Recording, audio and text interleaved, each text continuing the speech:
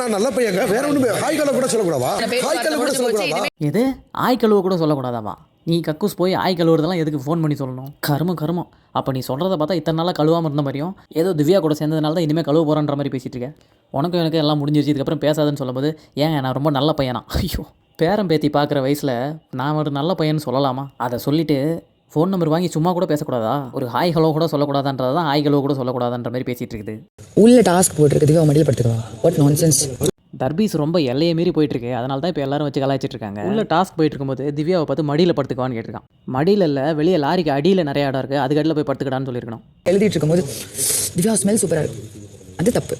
இந்த பேதியில் போன காஜி தர்பீஸு கிட்ட போய் நின்று இப்படி ஸ்மெல்லு நல்லா இருக்குன்னுலாம் சொல்லலாமா? அது மூஞ்சிலே காரி துப்பி நாரி தொலைது போய் குளிச்சுட்டு வா முதல்லன்னு சொல்லி துரத்தி விட்டுருக்கணும். இந்த சாக்கடையில் விழுந்த பண்ணியை நீங்கள் அடித்து துரத்தினாலுமே அது திருப்பி அங்கே தான் வரும். அந்த மாதிரி பாருங்களேன். அந்த பக்கமா இந்த போகும்போது ஷூன்னு அந்த நாயை வெட்டிட்டு போன்னு சொல்லுவாங்கள்ல, அந்த மாதிரி இப்போ அந்த பக்கம் போன்னு அடித்து துரத்தினாலும் சரி, துப்பி அசிங்கப்படுத்தினாலும் சரி, நான் என் காஜி வேலையை தவறாமல் பண்ணுவேன், நான் ஒரு பொம்பளை பொறுக்கி அப்படின்றத மணிக்கு ஒரு தடவை நிரூபிச்சுக்கிட்டே இருப்பார் இவர். சண்டையில் திவ்யா எதுக்கு நீ காஜி பிடிச்சி போய் மடியில் படுத்துக்குவான்னு கேட்டால் அந்த நேரத்தில் என்ன பதில் சொல்கிறதுன்னு தெரியாமல் நீ எதுக்கு என்ன பர்மா பொம்மைன்னு சொன்னியான். பர்மா பொம்மை பேர் நல்லா இருக்கே, இருங்க பர்மா பொம்மை எப்படி இருக்குன்னு பார்ப்போம். கரெக்டாக தாங்க சொல்லியிருக்காங்க.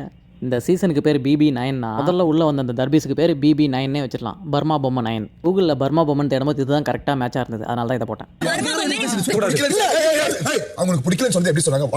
எத்தனை பேர் சுற்றி நின்று பேசினாலும் அத்தனை பேரையும் கத்தியே சமாளிச்சிட்டு இருக்காரு இந்த வாட்டர்மெலன். எப்படின்னா ஒரு வார்த்தையை பிடிச்சிப்பாரு, அந்த ஒரு வார்த்தையவே திருப்பி பேசி யாரையும் பேச விட மாட்டேன். இந்த மாதிரி இவர் பேசி யாரையும் பேச விட மாட்டாருன்றது ரொம்ப பிடிச்சி போய் தான் பாரு இவரை வந்து அண்ணனா வச்சுக்கிட்டது.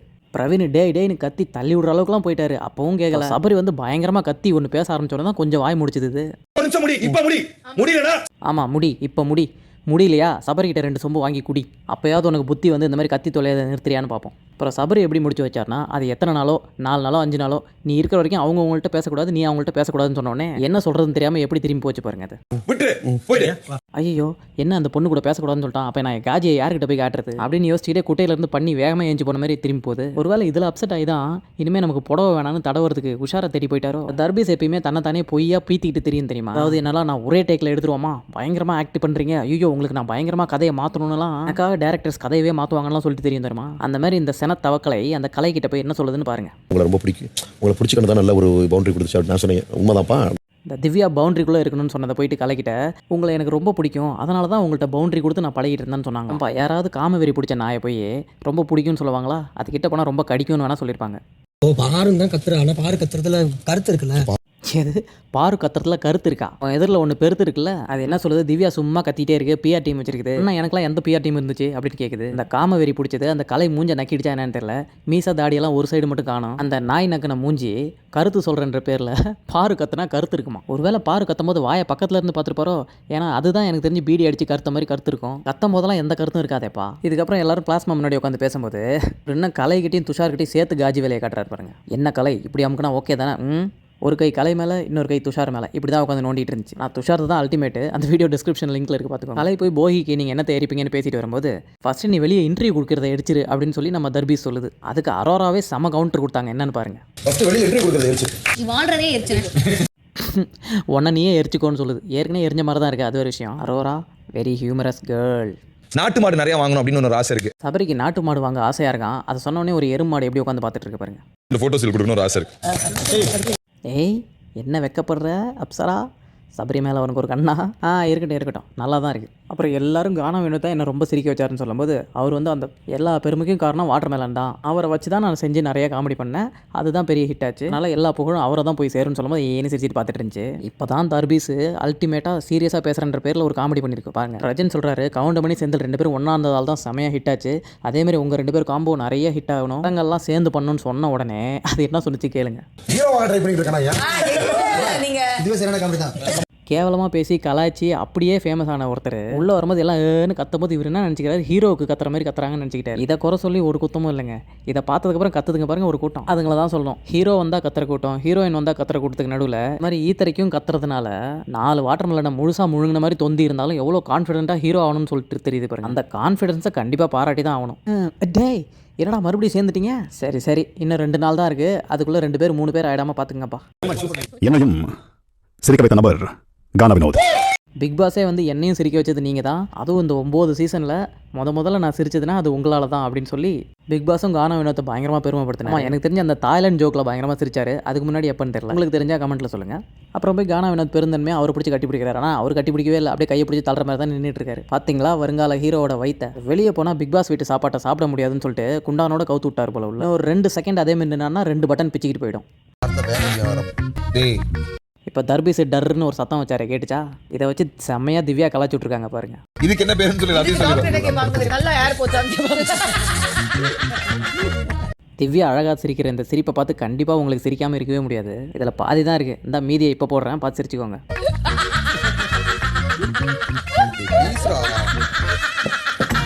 இருந்த எல்லாரும் பயங்கரமாக சிரிக்கிறாங்க. ரம்யாவுக்கு சிரிப்பு தாங்க முடியாமல் கதவை பிடிச்சிட்டு இரும்பி சிரிக்கிறாங்க. அப்புறம் தர்பி சொல்லுது, இப்போ தெரியுதாடா நான் எவ்வளோ கஷ்டப்படுறேன்னு.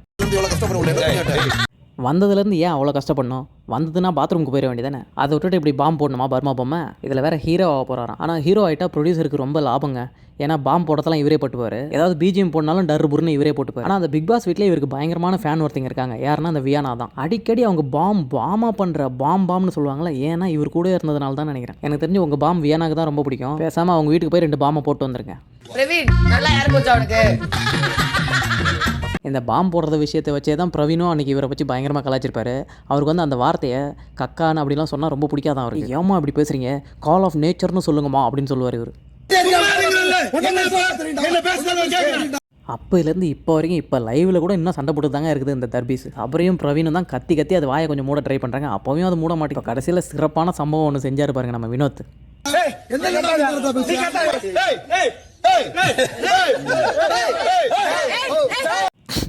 சரி மாடு ரொம்ப மிரளுது, கொஞ்சம் வைக்கோல் கொடுத்தா அது சரியாயிடும்னு சொல்லிட்டு வாங்கிட்டு கொண்டு வந்து ஊட்டுறாரு. வாட்டர் மேலும் சரி ஆபத்துக்கு பாவம்ல ரொம்ப பசியாக இருக்கும்னு சாப்பிட்டுருப்பாருன்னு நினைக்கிறேன். பொங்கல் செலிப்ரேஷன் முடிஞ்சோடனே திவ்யா அழகான ஒரு விஷயம் பண்ணாங்க. வினோத் அதை விட அழகாக ஒன்று பண்ணாரு. கூட்டத்தில் எத்தனை பேர் இருக்காங்களே பார்க்குறாங்களேன்னு சொல்லிட்டு திவ்யாவோட ட்ரெஸ்ஸை கொஞ்சம் அட்ஜஸ்ட் பண்ண சொன்னார். அவங்களும் அட்ஜஸ்ட் பண்ணிக்கிட்டாங்க. இதனால தாங்க வினோத்தை எல்லாம் அப்ரிஷியேட் பண்ணுறாங்க. இப்போயாவது புரிஞ்சுங்க. பின்ன தர்பீஸ் மாதிரி காஞ்சி போயிருக்கவங்களாம் காஜி பிடிச்சி பாஞ்சிருவாங்களேன்னு ஒரு பயம் தான். நல்ல கண்ணு நாய்க்கண்ணு நரிக்கண்ணு நொல்லக்கண்ணு. என்ன திவ்யா, வெளியே போனவங்க சில பேர் உள்ளே இருக்கிற தர்பீஸை எல்லாரையும் சேர்த்து தக்குற மாதிரி இருக்கே. உங்க எல்லாரு கண்ணு உங்களுக்கு யாரு கண்ணு பட்டு போகாம எல்லா கண்ணும் ஓடி போக. அடடா க்யூட்டாக சொல்கிறீங்களே, எப்படி இன்னொரு தடவை சொல்லுங்கள். அதை இன்னும் ஓடி போக. அங்கேருந்து எல்லாருக்கும் இவ்வளோ க்யூட்டாக திருஷ்டியை சுற்றிட்டு மற்றவங்க கண்ணு யாரும் பற்றக்கூடாதுன்னு அவங்களும் சுற்றிக்கிட்டு துப்புங்கன்னு எல்லாரும் துப்ப சொல்லிட்டு திருஷ்டி கழிச்சு விட்டாங்க.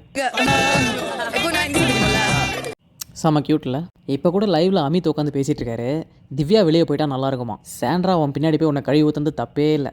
பாரு கூட சேர்ந்து சாண்ட்ரா கூட சேர்ந்து நீயும் ஃபுல்லு விஷபாட்டெலாம் மாறிட்ட பார்த்தியா. இப்படியெல்லாம் சுற்றி போட்டால் கூட உங்களுக்கு என்ன புத்தி வந்துடுவா போகுது. திவ்யா கிட்ட ரூட்டு போட்டு சண்டை போட்ட பாம்பு போட்ட பர்மா பொம்மையை பற்றி நீங்கள் என்ன நினைக்கிறீங்க? அதை கமெண்ட்டில் சொல்லிவிட்டு வீடியோக்கு ஒரு லைக் அண்ட் ஹைப் பண்ணிடுங்க. தேங்க்யூ.